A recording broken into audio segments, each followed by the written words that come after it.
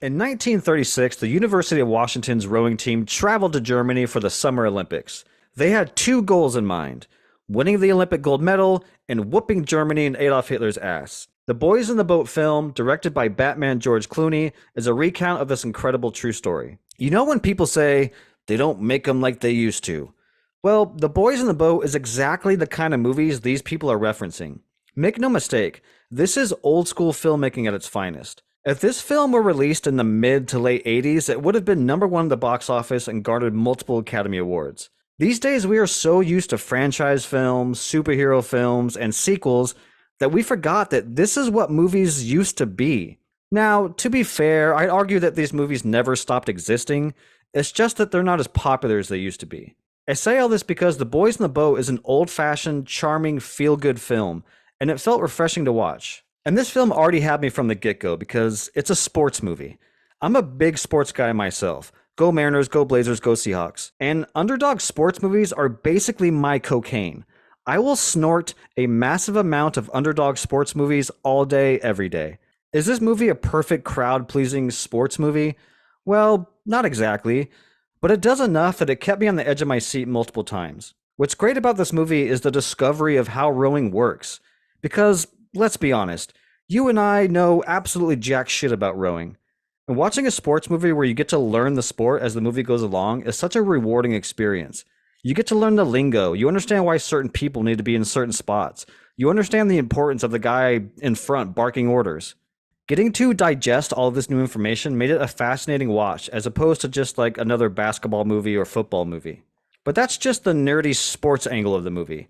The story here, which I knew really nothing about, was pretty damn incredible.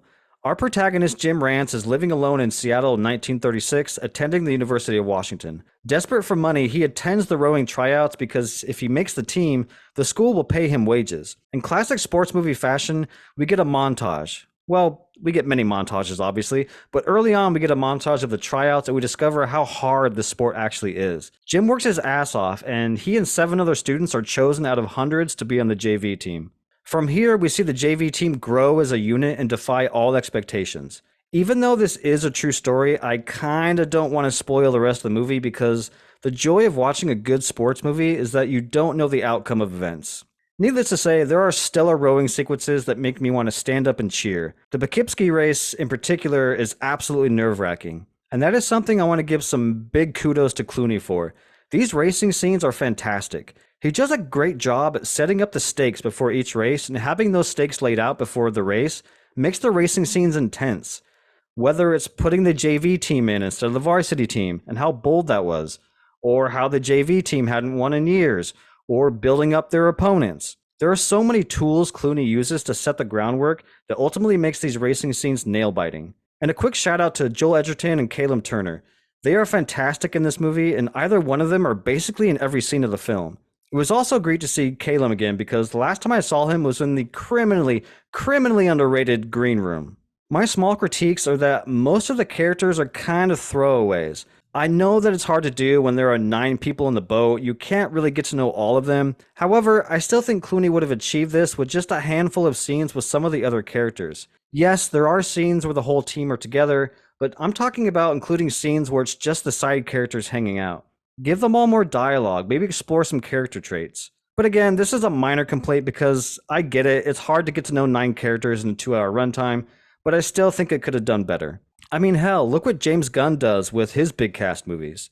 But my biggest complaint about The Boys in the Boat is actually the Summer Olympics section of the third act. The whole movie is leading up to this moment, but I felt like they kind of rushed that whole section. Yes, the race is intense, but I would have loved to have more of a build-up to the race. We get to Germany, and then the film just kind of quickly gets you to the race. It would have helped to have had some more quieter scenes with some of the characters before the big race. And lastly, the love interest Joyce is basically giving nothing. She's just there to fall in love and cheer on Jim, and that's basically it. I don't know why Hollywood has such a hard time with love interest, but my lord, you'd think they would have figured it out by now. As incredible as the story is in the film, it's not quite how it really happened in real life. As an example, the entire movie takes place in 1936, giving the impression that all of these things happen in one calendar year.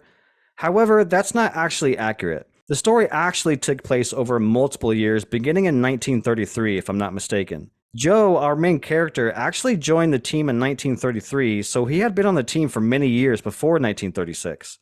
Also, the film makes it seem like the JV team is the team that went to Germany, but that's also not entirely true. The Olympic team had members of both the JV team and the varsity team. Also, the races in the movies before Germany actually happen in different years. If you'd like to learn more about this story, there's a great 1 hour documentary on PBS called The Boys of 36 that I highly recommend. Overall, this was a very enjoyable, lighthearted sports movie. A sports movie for the whole family. It's a charming throwback to old school cinema, and it felt like a breath of fresh air. With intense rowing scenes, a great cast, and incredible story, I highly recommend you check this one out.